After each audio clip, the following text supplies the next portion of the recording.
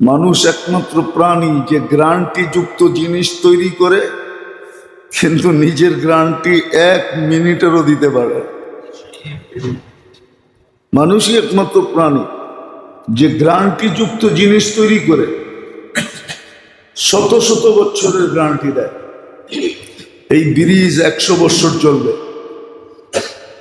কিন্তু ওর ইঞ্জিনিয়াররা যদি বলি তুমি 1 মিনিটের গ্যারান্টি দাও তোমার, তো বলবে আমার 1 মিনিটের গ্যারান্টি আমি দিতে পারবো না। ওর নিজের গ্যারান্টি নাই, অথচ ও গ্যারান্টি যুক্ত জিনিস তৈরি করে মানুষকে উপহার দেয়, আজীবন চলবে। কিন্তু যে আজীবন চলার জিনিসটা বানাইলো ওর 1 মিনিটের গ্যারান্টি নেই। এই জন্য মৌতটাই বাস্তব। খুব চিন্তা করি দুনিয়ার সুযোগগুলা।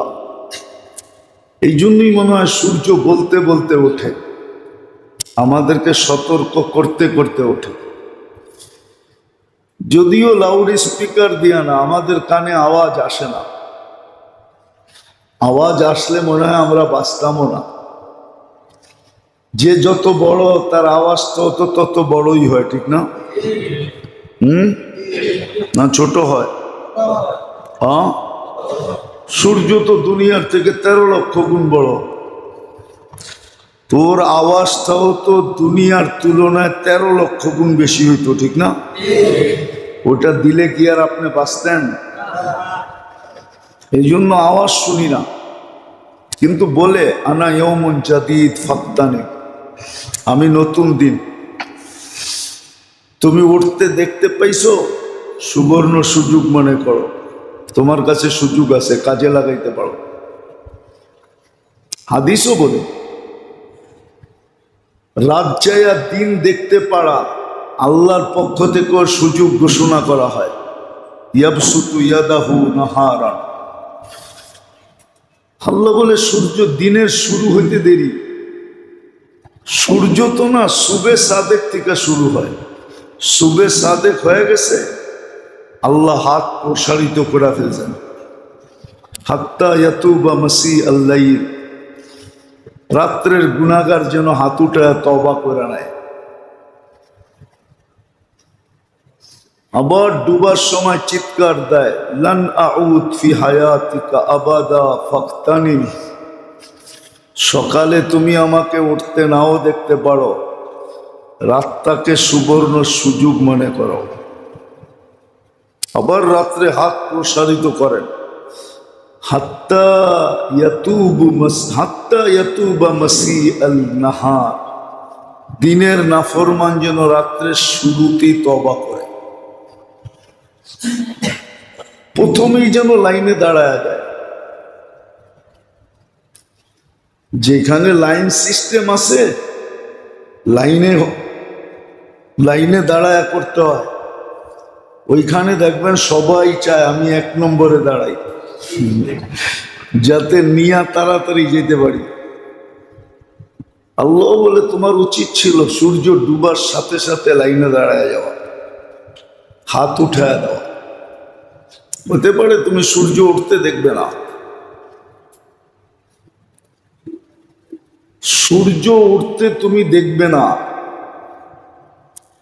এই জন্য একটা কথা কি বারবার বলতেছি, আর বারবার বলারও কারণ আছে। আল্লাহর রসুলও কোনো জিনিস দিলে কাথাইতে হইলে, গুরুত্ব বয়ান করতে হলে বারবার বলতেন। সাহাবায়ে কেরাম বারবার বলতে দেখা বুঝতেন এটার গুরুত্ব আছে, আবার দিলেও গাঁথতেন। এটাই নিয়ম। ইদা কাররারা, একটা জিনিস বারবার শুনবে। এই জন্য দুনিয়ার মিডিয়ার একটা রীতিনীতি আছে, রীতিনীতি মিডিয়া জগতের। হ্যাঁ, মিডিয়া যারা বানাইছে, মুসলমান মিডিয়ার কথা বলতেছি না, কাফের জগতের মিডিয়ার উসুল হলো মিথ্যাকে এত প্রচার করো যে মানুষ সত্য ভাবতে শুরু করে। মিথ্যাকে এত প্রচার করো যে মানুষ কি, এই জন্য মাঝে মাঝে সতর্ক করা হয়, গুজবে কান দিবেন না, এটার নামই গুজব। মিথ্যাকে এত বলে যে মানুষ সত্য ভাবতে শুরু করে।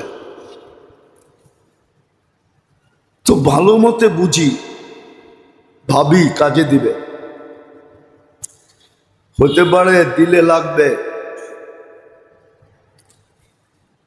দিলে ব্যথা লাগবে, চোখে পানি ঝরবে, আল্লাহর সামনে হাত উঠবে।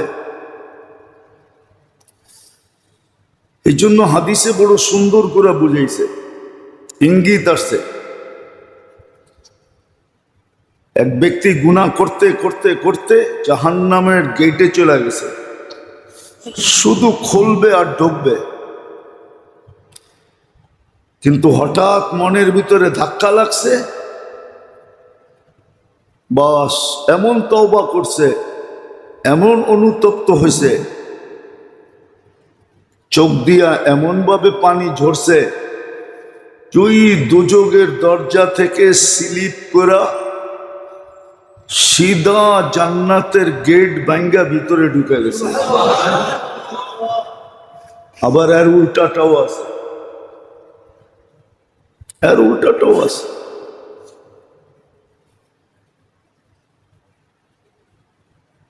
এর উল্টাটাও আছে। এই জন্যই মনে হয় আল্লাহর রসুলের এত চিন্তা ছিল, মাথা কখনো উঠাইতেন না। মুতাওয়াসিল আল আহসান, সারাদিন মাথা নিচে করা দুঃখের সমুদ্রে ডুইবা বয়ে থাকতেন, আর চিৎকার দিতেন হিমামুন আল আখেরা। চিন্তার বিষয় হলো আখেরাত, চিন্তার বিষয় হলো আখেরাতের সুযোগ, এটাই চিৎকার দিতেন হিমামুন আল আখেরা। খবর গ্রান্টিও দিছিলেন, মান জাআল আল হুমুম হাম্মান ওয়াহিদা, আখেরাতকে যে লক্ষ্য বস্তু বানাবে, আল্লাহর গ্যারান্টি তার দুনিয়াও আমরা গুছায় দিব, আখেরাতও গুছায় দিব। একটা দিয়া দুইটা করব, এক তীরে দুই শিকার করে দিব। তীর একটা, শিকার করবে দুইটা। এটাও গ্যারান্টি দিছিলাম। সত্য আমরা বুঝতেও পারি না, বুঝাইতেও পারি না। নইলে এই উম্মতের এত মাথার গাম পায়ে জড়াইতে হতো না। কেননা এই উম্মতের জন্য একটা জিনিস ছিল, একটা গিফট ছিল, গিফট, যেটা আমরা লইতে পারি না। গিফট ছিল আমাদের জন্য, এই উম্মতের জন্য বরকত নামে একটা গিফট ছিল আল্লাহর পক্ষ থেকে। তোমাদেরকে বরকত দিব, বরকত। কি দিব? বরকত। আবার হাদিসে বলেও দিছিলেন, হাদিসে বলেও দিছিলেন অলি বরকতি লা নিহায়া, আমার বরকতের কোনো সীমা রাখা নেই। আবার এটাও বলে দিছেন, দেওয়া জিনিস কিন্তু ফিরায় নিয়ে আনিব। এক জমানা আসবে তুনজাউল বরকাতু, তোমাদের জীবন থেকে বরকত নিয়ে আনিব। টাকা থাকবে কিন্তু বরকত থাকবে না। ব্যাগ বইরা টাকা নিয়ে যাবে, মুড বইরা সদায় নিয়ে আসবে।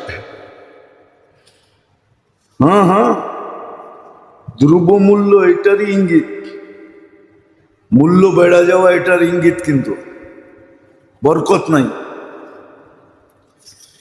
ওই লোকগুলা নাই যারা 3 টাকা বেতনে চাকরি করত। কয় টাকা? হ্যাঁ হ্যাঁ, ওই লোকগুলা নাই, ওই লোকগুলা নাই। ওই সময় যারা দেখছে ওরা নাই, ওরা নাই। বললেও তো হাস্যকর মনে করবে, ইয়াংরা হাস্যকর মনে করবেন। কি 2-2.5 কেজি ওজনের ইলিশ মাছ, এক হালি চাইরানা, কত? এক হালির দাম কত দেখছেন আপনি? হ্যাঁ, একানা একটা দেখছেন কেউ? সত্য বলতেছি, সত্য, অসত্য না। হ্যাঁ, যে অঞ্চলে ইলিশ পাওয়া যেত, বরফ যদি একদিন বন্ধ থাকতো তো মাটির নিচে খবর খুইদা মাটির নিচে দিয়া দিত, নাইলে পচে গেলে ডায়রিয়া হবে। চেরানা বিক্রি হইতো হালি, 2-2.5 কেজি ওজনের। তো বরকত থাকবে না। আল্লাহ বলেন তোমাদেরকে একটা দিছিলাম পুরস্কার, উর্দুতে এটাকে সগাত বলে, দিছিলাম তোমাদেরকে বরকত, এটা কাউকে দিই নাই, পছন্দ করে তোমাদেরকেই দিছিলাম। ওয়ালি বারাকাতি লা নিহায়া, আমার বরকতের কোনো সীমা রেখা ছিল না।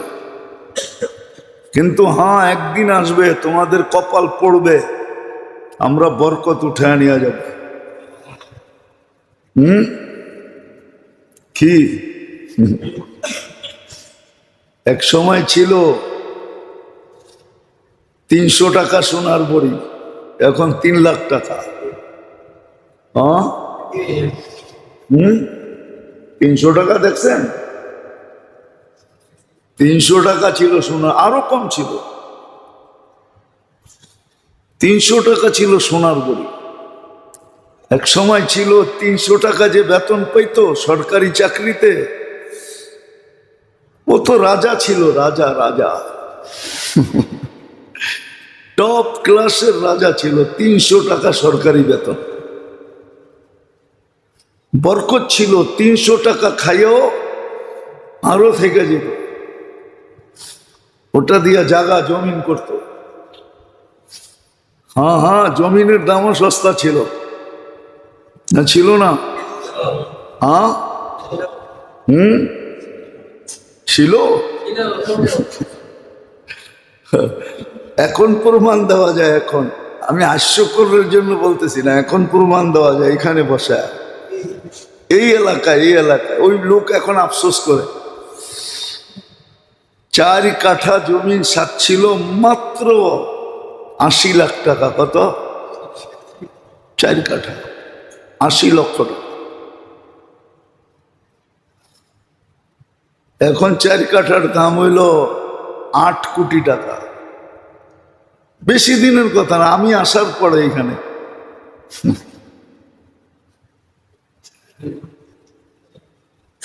কিন্তু যাকে সাচ্ছিল সে নেয় নেই, সে এখন আফসোস করে, বড় ভুল করে ফেলছি।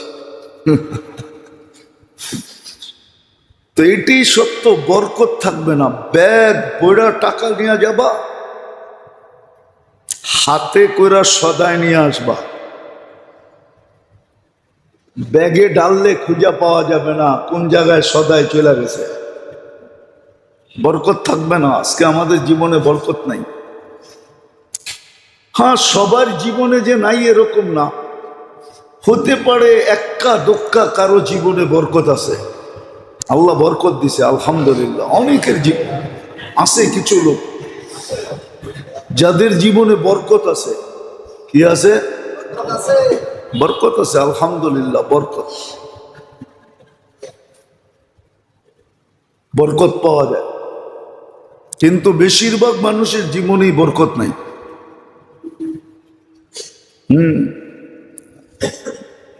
10-10 লাখ টাকা কামাইও কয় বরকত নাই। কয় সংসার চলে না। কি চলে না? প্রমাণ দিতে পারবো।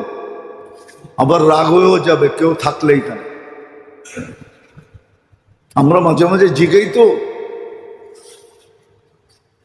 আপনি বড় বড় ডাক্তার দেখবেন, ডেলি লক্ষ টাকা কামায়, 100, 150, 200 রুগী দেখে, 3টা 4টা হাসপাতালে ভিজিট করে, প্রত্যেক ভিজিটে টাকা।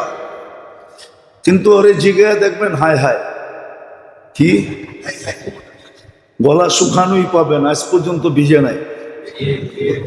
এরকম বড় বড় চাকরিজীবী আছে, ব্যবসায়িক গলা তো আজ পর্যন্ত কেউ ভিজা দেখে নাই। দেখছেন নাকি? যখনই জিজ্ঞেবেন করবো ব্যবসা ভালো যায় না, ভালো না। ব্যবসা কিনা ব্যবসা ওগো গলা জীবনও ভিজে না।